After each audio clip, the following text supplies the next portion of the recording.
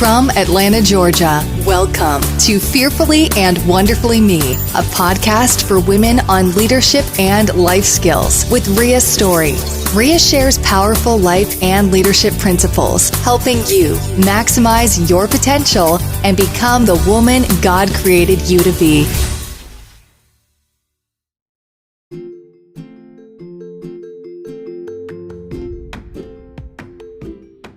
Hello, everyone. Welcome to Fearfully and Wonderfully Me, a podcast designed to empower women to become the leaders they are destined to be.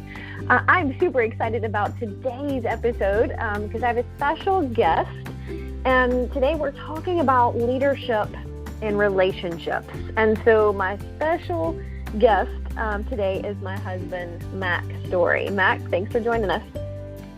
Hey, Ria. You know I'm glad to be on your show. You're going to make me famous, I bet. I'm working hard to do that so I can retire. Have you warned your audience? Do they know about me? No. Why don't you tell them? They don't know I'm bilingual? No, I have not mentioned that. Well, we might need to tell them right quick. So first thing they need to know, if they haven't been listening to my podcast, they need to know I'm bilingual. And I don't say it to impress them, but to warn them. And a lot of times when I say that, people think I speak English and Spanish, but it's actually English and country, and I'm okay with it. I know after 19 years, I think you're okay with it. We just have to make sure the audience is okay with it, because I know you got like a big time squared away listening audience, and you don't talk like I do. Well, that is true. That is true. It's interesting that we don't have a very similar accent, but anyway. So really today, talking about leadership and relationships, one reason I wanted to bring you on is because you and I both live and breathe leadership, like 7 days a week. We talk about it, we write about it. It's what we do full time. And I know that there are a number of people who are interested in how that plays out in a personal relationship. Like how do these leadership principles, we know that they're good and helpful in our professional life, but how do they impact our personal life? And do they apply the same way? And if so, what would it look like? And so I know there's a lot of people who are interested in learning about that. And how does leadership affect our relationships? And we have been together for a long time, and sure, almost 19 years. And we've certainly learned a lot and grown a lot. Independently of each other, and also grown together, I think. So I really am excited about this because I know that there are a lot of people who, like me, at some point didn't know about these leadership principles. And if we can just, give our audiences some nuggets and some golden nuggets that they can take away and apply to their relationships, I know life gets better, right? I know life gets better when we can influence other people more effectively. And you are usually the number one person I'm trying to influence. So excited about that. You're pretty good at it. You got a 19-year track record. I've been able to keep you around. I must be influencing you. I know it, and I still love you after all these years. So let's talk about, you want to talk a little bit about what you normally do on your podcast? Because I know that some people don't listen to both of us. So share just a little bit about that, kind of an introduction on what you do that kind of gives our audience a perspective. All right. And touching on what you were already saying, my podcast is called the Blue Collar Leadership Podcast, and my passion is investing my time and energy into growing and developing the frontline blue-collar workforce, those who lead them, those who support them, all the way from top to bottom, left and right. But anyone who listens to my podcast knows I agree with what you said. I teach tons of these principles, but I also am always tying them to our personal relationships, family, friends, and all that sort of stuff, especially family. And so I share a lot of those principles, and some of my podcast episodes are focused on that. I remember having one of the episodes where I talk about losing my relationship with my son Eric from age 15 to 19, and that's why these principles are key.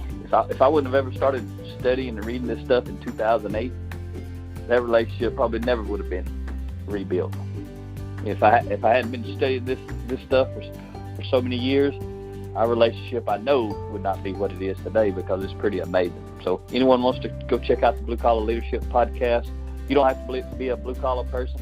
These principles, they apply to everybody, everywhere, and I just focus on the blue collar industry. Yeah, and you say something that I think is pretty insightful in what you do is you help leaders engage the front line to improve the bottom line. Yep, that's the main goal. And a lot of times when people hear that I help leaders engage the front line to improve the bottom line, they think that my whole focus is on developing the front line entry-level people. And that is a focus. But really, what I tell people a lot is the root cause of disengaged team members is disengaged leaders. So really, everything I do is about developing the leaders, developing the front line, because I see everyone as a leader. It doesn't matter what level they are. I don't even care about the positions, actually. Everybody needs to learn the same stuff when it comes to leadership, and everybody needs to learn it for their professional life at work and for their personal life at home. Everybody everywhere needs to learn this. This is the missing stuff. This is why when you turn on the TV or the news or read this crap it's everywhere these days. All that's because this stuff is missing. Most people don't study this stuff. Most people don't read leadership and think or read leadership to actually improve their home life. Most people read leadership to get a raise or to get a promotion or to get ahead at work, and that's great, and it'll definitely help you with that. But that's not the real reason to do it. Well, let's dig in. Talk a little bit about, because I know you and I talk and teach a lot about our values as individuals and how that affects our character and our character growth. Talk a little bit about the importance of having shared values in a relationship. And we're keeping our focus on like personal relationship during this episode. Sure. So I'm gonna keep it there and use us as a reference and Eric and that sort of stuff. But when you talk about a relationship with a significant other, you better have shared values. And I can tell you what, if you don't have them, if you overlook them or neglect them on the front end and decide, hey, that's not that important right now, I'm just meeting the person.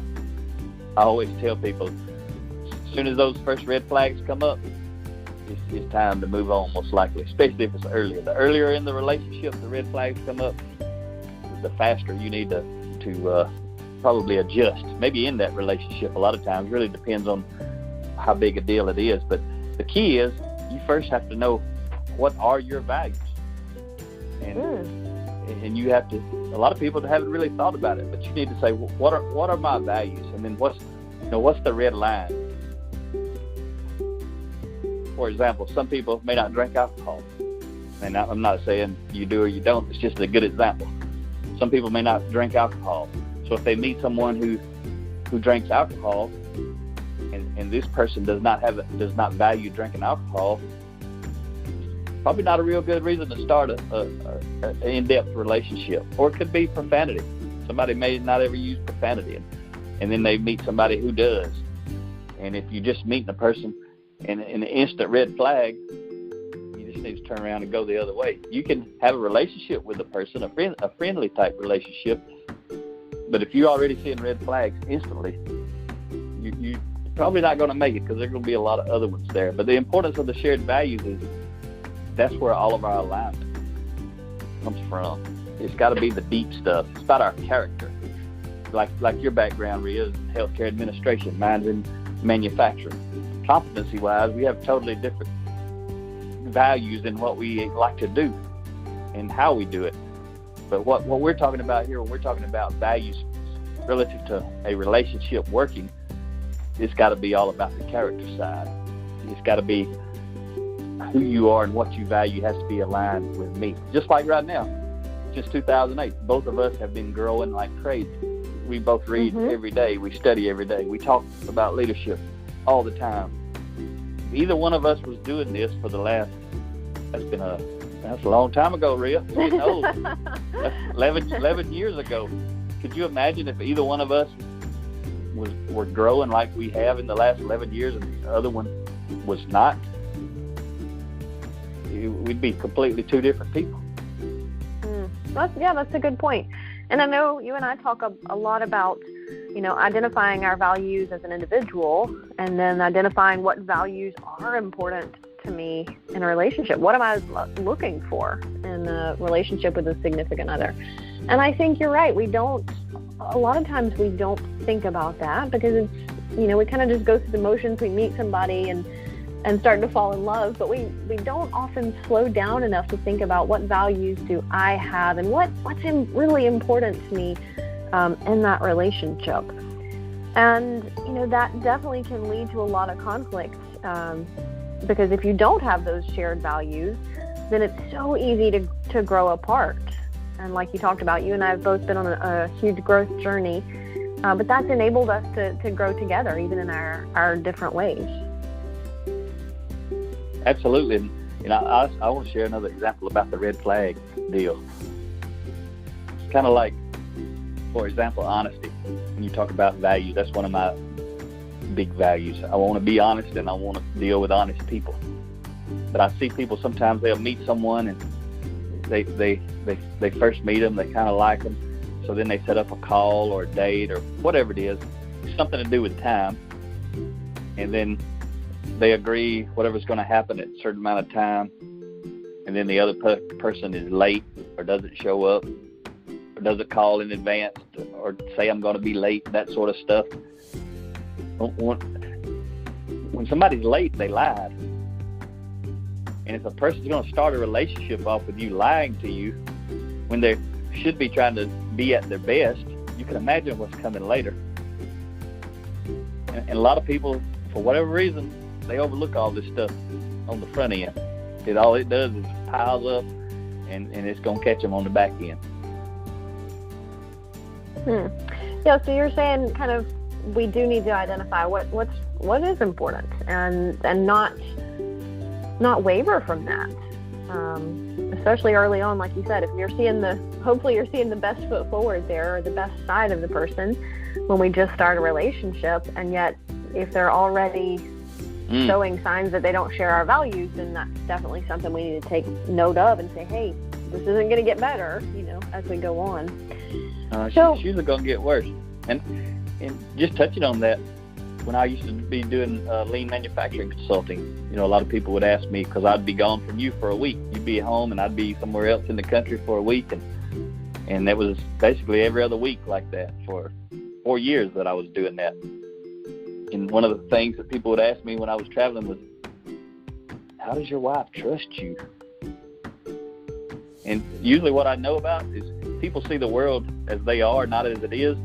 What that means to me is it usually means if they were off traveling without their spouse, they probably are not trustworthy. And that they assume that I'm not trustworthy. But I fully trusted you. I didn't care. I didn't call and check on you.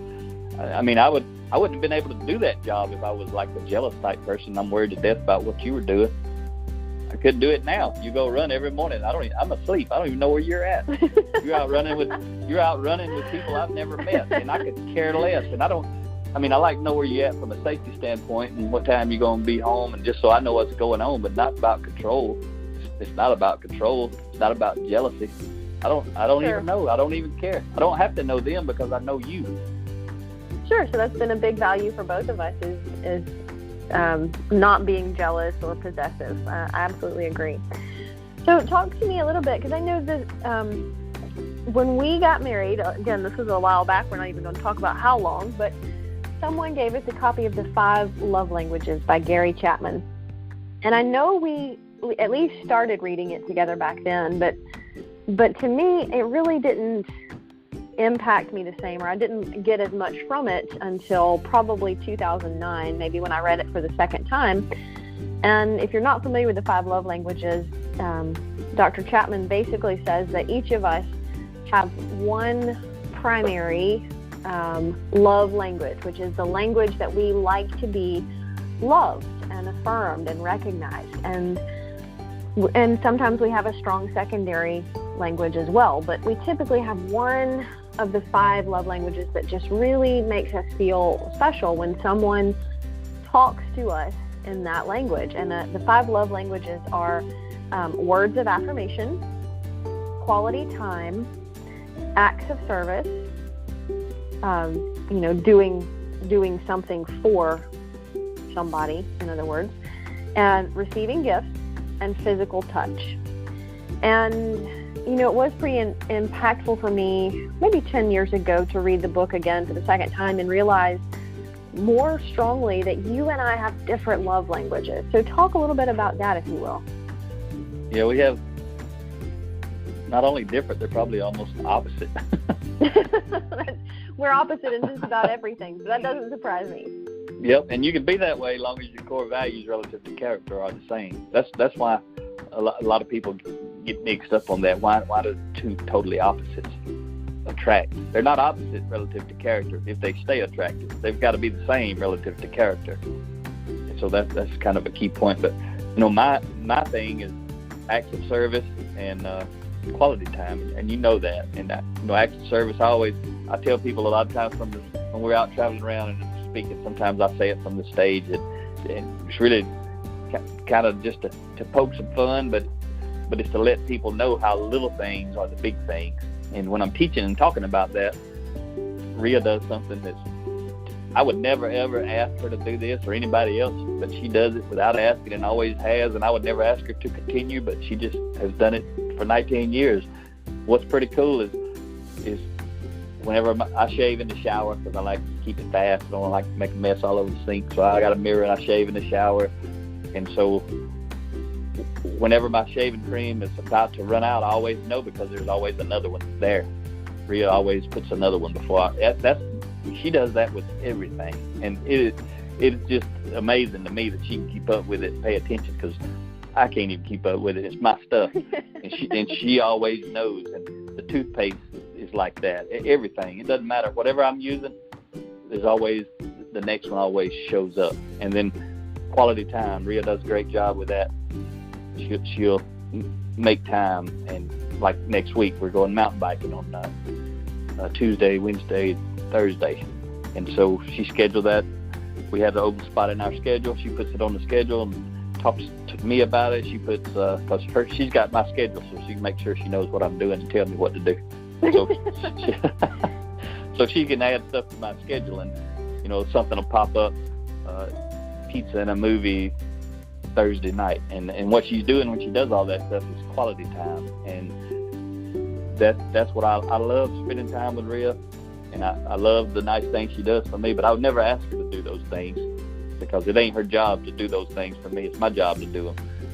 But I do appreciate them like crazy, and that's one thing that I do is I appreciate it, and I always have and always will. You want me to talk about yours, Ria, or are you going to talk about yours? Well, I just wanted to share a quote, and then you can go on. But one of Dr. Chapman's quotes about quality time, he says, one of the byproducts of quality activities is that they provide a memory bank from which to draw in the years ahead. And I think that's something you and I have done very intentionally, even before we really applied the principles in this book. But we've always tried to make memories. And even with Eric, we would take him on vacation and really just trying to have experiences. And even today, we don't really exchange gifts. We just try to make memories together. And it's definitely given us some awesome memories to look back on. And so it's something we've learned to really appreciate and enjoy together. Yeah, and a lot of people don't realize that. Like, gifts is one of the love languages, but it's not mine and it's not yours. And I hate gifts. It ain't that I just don't like them. I hate them. I don't like anybody giving me a gift. I can't stand it. You know it, but the audience doesn't know it. And nothing wrong with Christmas, but I hate Christmas because of all the gifts, especially a gift that's wrapped and you got to unwrap it. I don't even like going anywhere around anybody that might give me a gift. I hate it. Yeah, and so go ahead.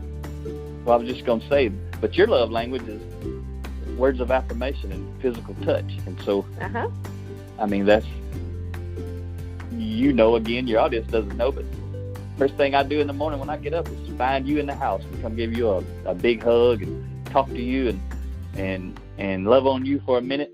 And that's every day. I mean, that's the first thing I do when I get out of bed, because I go to bed about the time Ria gets up every morning. I go to bed. Another opposite thing, I go to sleep somewhere between midnight and 2 a.m. And as long as we don't have somewhere to be early, even then I still usually can't go to sleep till that time.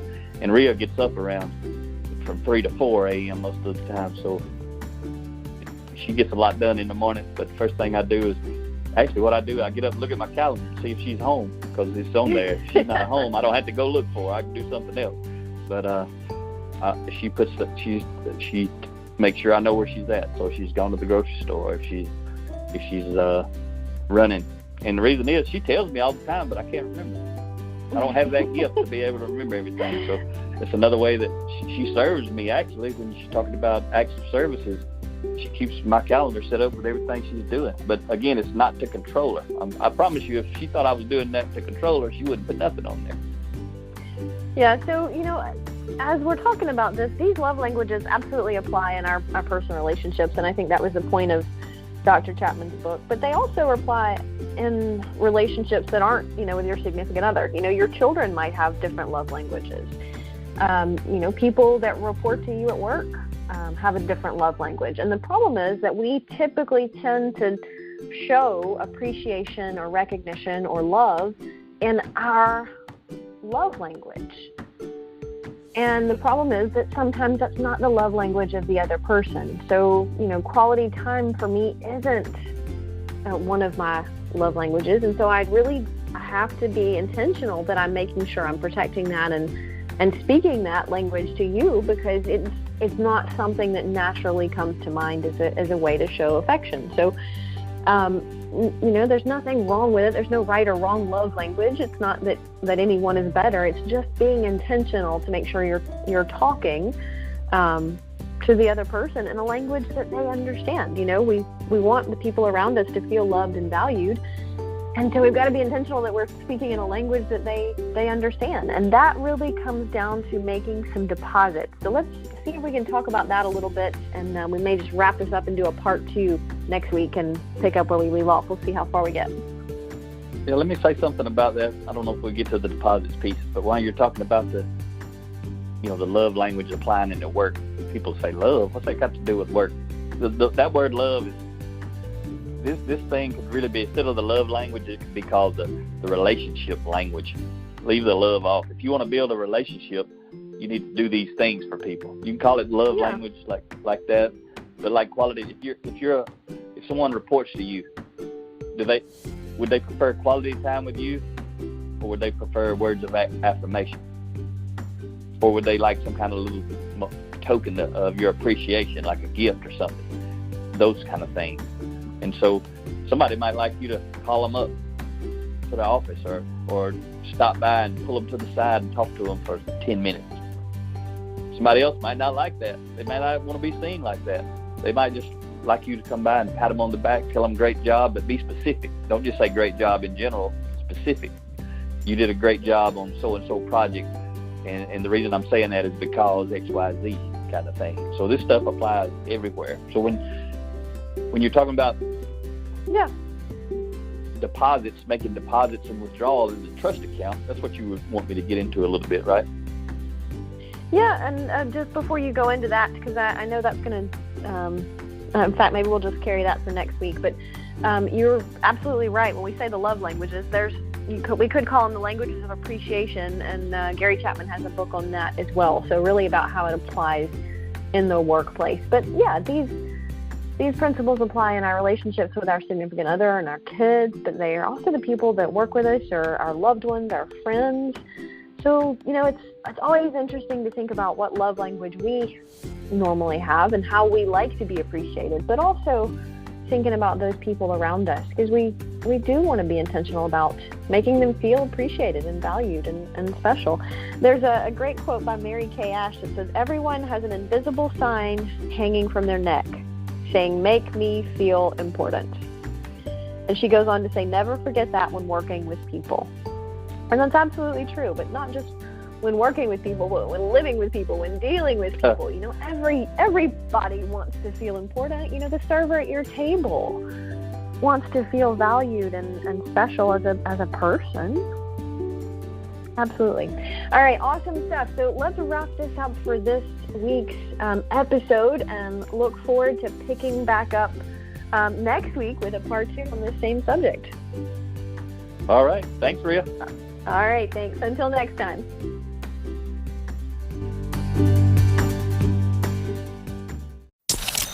Start increasing your influence and maximizing your potential with Ria's audiobooks.